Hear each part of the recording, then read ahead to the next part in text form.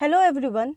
Today in our history class, we are going to talk about the dual government in Bengal.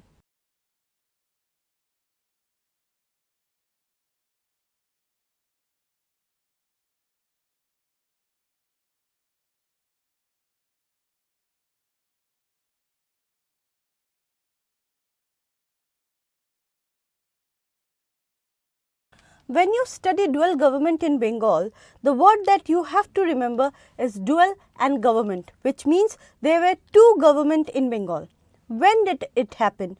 Why did it happen? What was the consequence? These are the two things that we are going to study. So let's talk about the first question.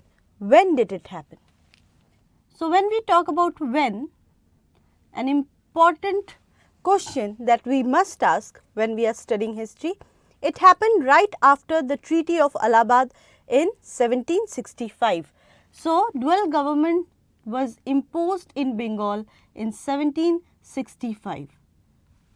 Why? The next question that we are going to ask is why. Why did this happen? Now, if you remember, after Battle of Buxar, East India Company had defeated three important powers in India.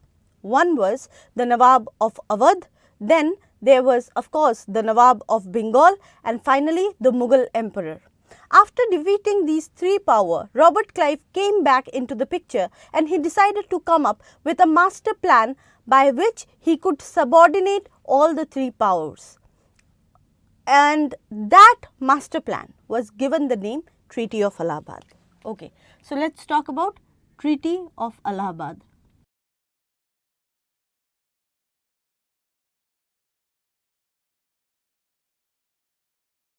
Treaty of Allahabad was signed between Robert Clive and the three defeated powers of India, namely the Mughals, the Nawab of Awadh, and with Bengal.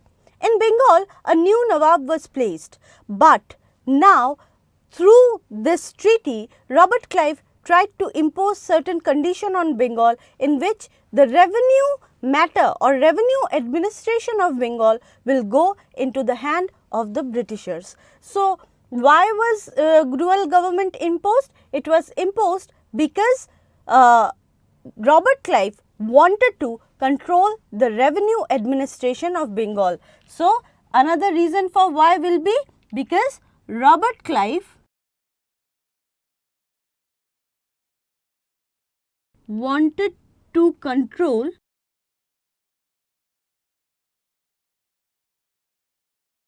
the rich revenue of Bengal.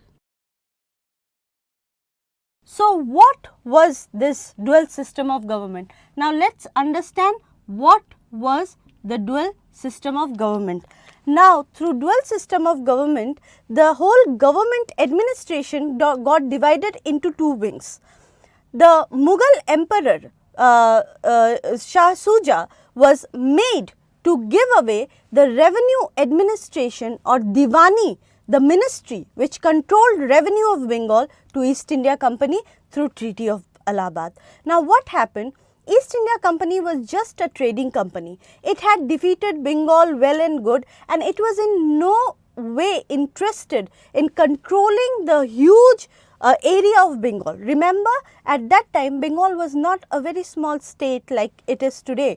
It comprised areas of Bihar, Orissa, the whole country which we call Bangladesh was part of Bengal. So, it was a large area. And if you look into the history of Bengal, it was very important agriculturally. It was also very important as far as trade was concerned, because through Bengal, East India Company could control the trade in the Southeast Asia.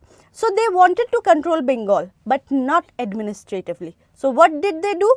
They took the control of Diwani administration. So, we will write East India Company took the control of Diwani. Now, what is Diwani? It is the Ministry of Finance, means the ministry which had the right to impose tax, take tax. Earlier, you must have read that East India Company took zamindari right. Zamindari right was different from Diwani. This you will have to understand. Zamindari right was just the right to take revenue, in which a portion was taken by East India Company and rest was given to the zamindar or to the Nawab. But by Diwani right, they took the right not only to take revenue but impose revenue as well. But at the same time, administration was left. So, we will write, let me just write it for you. Administration was left in the hands of Nawab. Annually, a meager sum of 50 lakh rupees was given to Nawab to control this huge area, to administer this huge area of Bengal, and rest of the revenue, whatever came, was taken away by East India Company.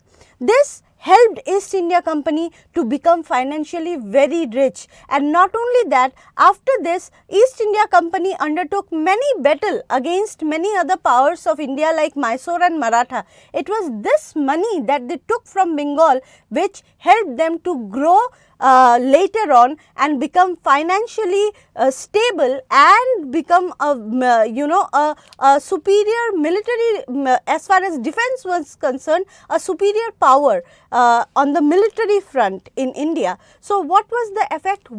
If we write about the effect was, if you write about the effect, it will be very simple. It helped company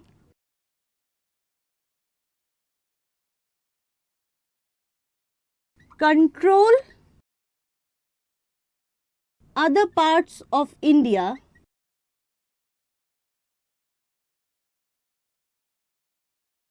because now East India Company had control on Bengal's finance.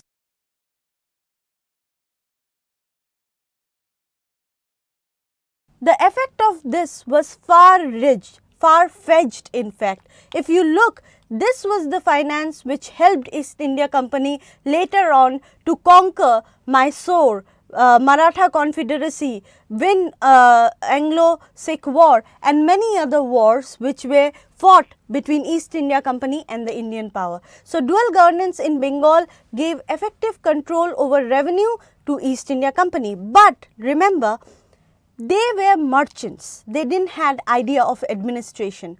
While going for revenue administration, they didn't take important measures to understand how revenue was taken from the people or from the farmers of Bengal. It ushered an era of chaos, misappropriation and corruption. So much so that later on British government had to take account of it. They noticed the chaotic situation of Bengal, and finally in 1772 through Regulating Act, the dual government in Bengal was abolished. So, it was British government who had to abolish this corruptive system in Bengal. So, when did it end? It finally ended in 1772. So, I can write it here. In 1772, it was abolished. So, just a recap. Through dual government, East India Company had the control over Diwani, that is finance department, whereas administration was left in the hands of Nawab. Nawab was given an annual pension or money of 50 lakh rupees, and that was it. Later on, even that 50 lakh was reduced to somewhere around 30 to 36 lakh rupees, which was very less as far as administration of Bengal was concerned.